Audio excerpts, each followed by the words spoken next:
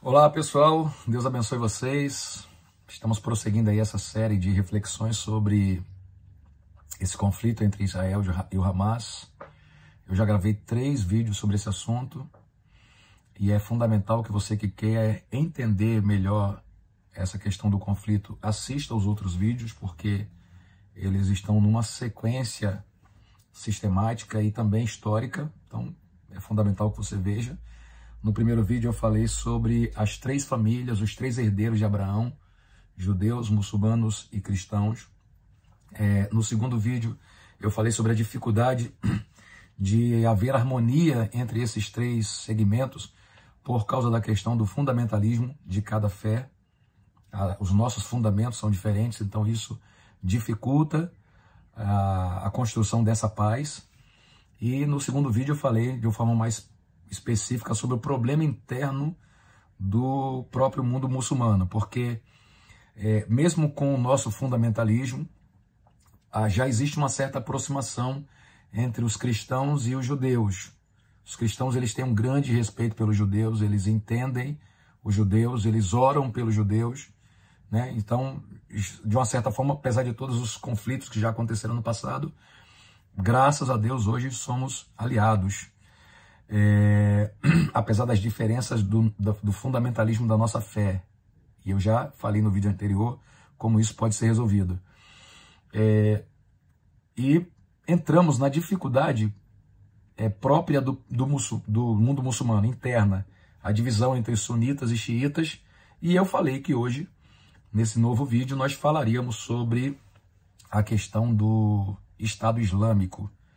E é sobre isso que eu quero comentar aqui com vocês. Se você não assistiu ainda, pare agora, veja os outros vídeos e volte aqui para prosseguir desse ponto. Você sabe que nós não estamos aqui pelo like, pelo engajamento. Eu estou aqui pela oportunidade de poder contribuir um pouco com você.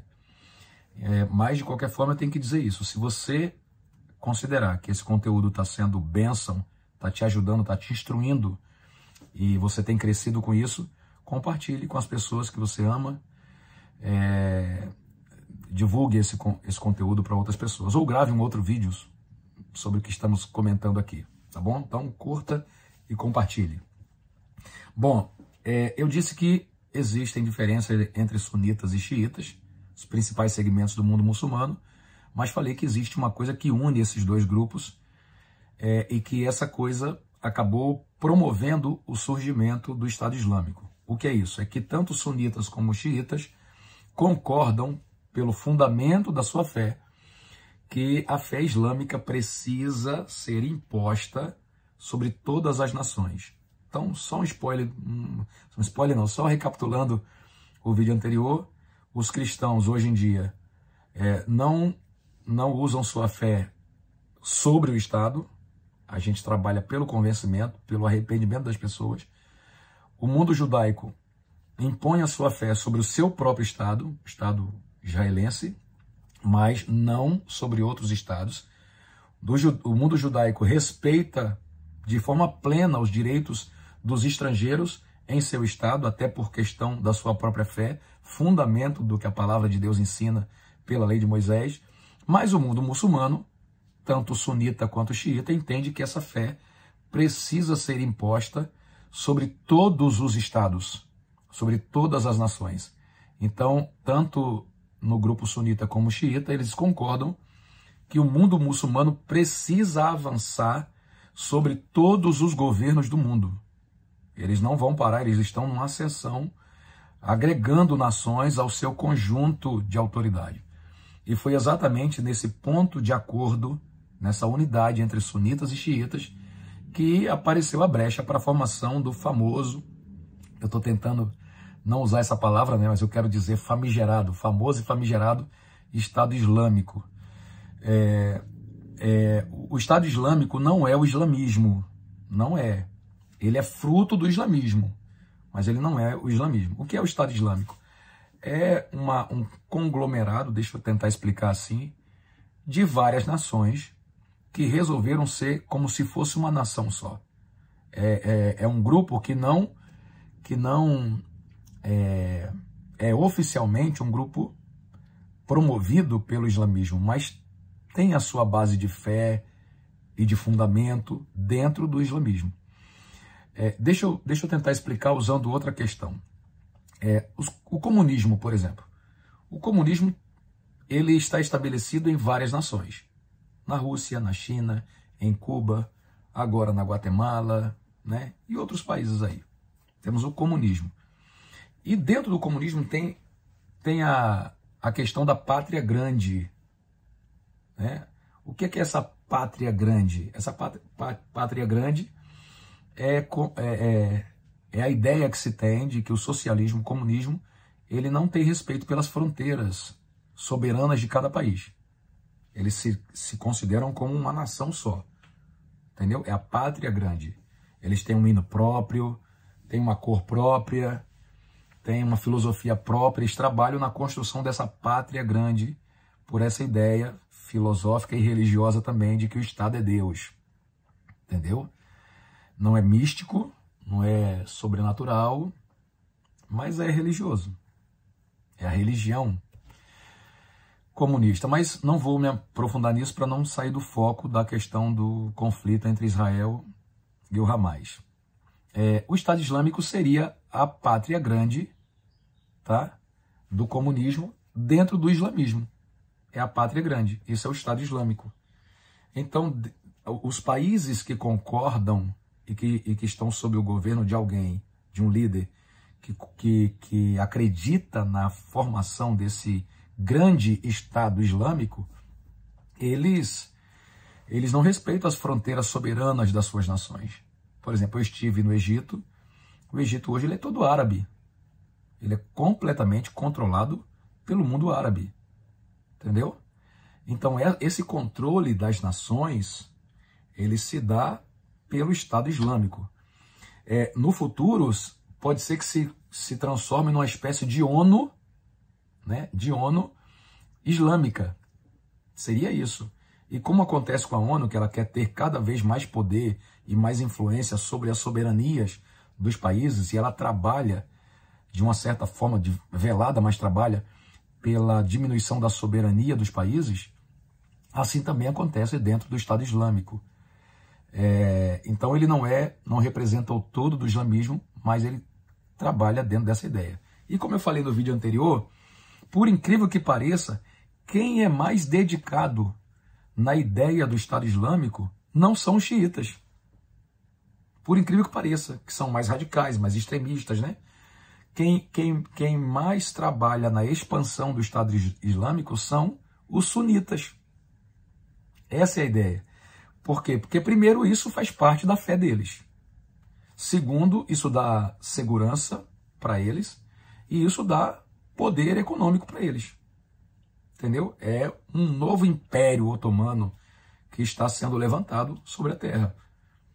A diferença entre a ação xiita para a ação sunita, em alguns aspectos, se dá pelo seguinte: os xiitas são mais apressados. Eles querem impor agora, né, às vezes de forma desorganizada e violenta, o pensamento dessa pátria grande, desse Estado Islâmico sobre as nações, principalmente sobre o próprio Israel. Mas os sunitas querem a mesma coisa, mas eles pensam que vão conseguir isso mais facilmente por outras vias, por uma via mais pacífica e principalmente pela multiplicação dos seus filhos, através da geração de filhos. As mulheres são estimuladas a terem muitos filhos. Existem programas que bonificam as famílias que possuem muitos filhos. Quanto mais filho, mais rico vai ser, mais rico ou mais recompensado será aquele muçulmano. Então, hoje, na expansão do Estado Islâmico, nós temos aí o grupo sunita como um grupo majoritário dentro desse programa. E num aspecto final, a dificuldade entre a harmonia de muçulmanos e judeus se dá justamente por essa ideia. Essa ideia de que tudo, eu falei lá no segundo vídeo, tudo que era de Abraão tem que ser dos filhos de Ismael. E nesse tudo, nós temos aí a região de Israel, a Jerusalém, Tel Aviv. Todo Israel atual faz parte desse programa de interesse do Estado Islâmico, né, que se vê no direito de ter aquele lugar como herança. Abraão comprou, transferiu essa herança para Isaac, mas Ismael não aceita que essa herança seja do filho da legítima, da esposa. Eles querem essa herança para eles.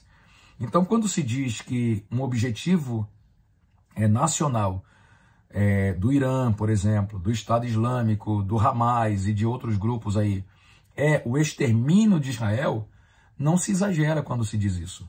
Por quê? Porque Israel não pode existir como nação, porque na cabeça deles aquela terra pertence a eles. Nós temos que lembrar que, além do fato de Abraão ter oficialmente transferido essa herança para Isaac e não para Ismael, a história consolidou Israel naquele lugar. E por ocasião da criação do Estado de Israel em 48, naquela decisão solene da ONU, também foi criado naquele momento o Estado palestino. Foram escolhidas áreas onde eles tinham assentamentos, ocupações mais expressivas, e Israel trabalhou para que aquela decisão da ONU fosse respeitada e foi atrás do que era seu. O mundo palestino não fez isso, não se organizou, como até hoje não está organizado para isso. Entendeu? Então aí está a dificuldade, porque é o objetivo do Estado Islâmico a conquista de todas as nações, principalmente de Israel. É o objetivo. E Israel não quer deixar de ser o que é. Como outros países também não vão querer deixar de ser o que são. A não ser que sejam dominados, doutrinados previamente por essa missão, principalmente sunita. E aí eu chamo a atenção do que acontece, por exemplo, agora lá na Europa. Países como a França, que estão lotadas de muçulmanos, e a cada eleição, representantes muçulmanos vão ocupando posições de autoridade dentro do Estado francês, e em pouco tempo, né, o Estado francês será mais um Estado sob o controle islâmico e, de uma certa forma, talvez eu esteja exagerando aqui, mas só para vocês entenderem, também debaixo do controle do Estado Islâmico, da pátria grande muçulmana. Entendeu? Então aí está a dificuldade dessa harmonia. Queridos, no próximo vídeo eu vou falar aqui sobre a questão do Hamas especificamente e vou entrar dentro da questão desse conflito com Israel para concluir essa série de estudos num outro vídeo falando sobre o que podemos entender a nível escatológico, tá bom? Então fique atento aí, continue comigo e me ajude a divulgar esse conhecimento para outros corações. Deus abençoe e a gente volta em breve falando sobre o Hamas. Um abraço.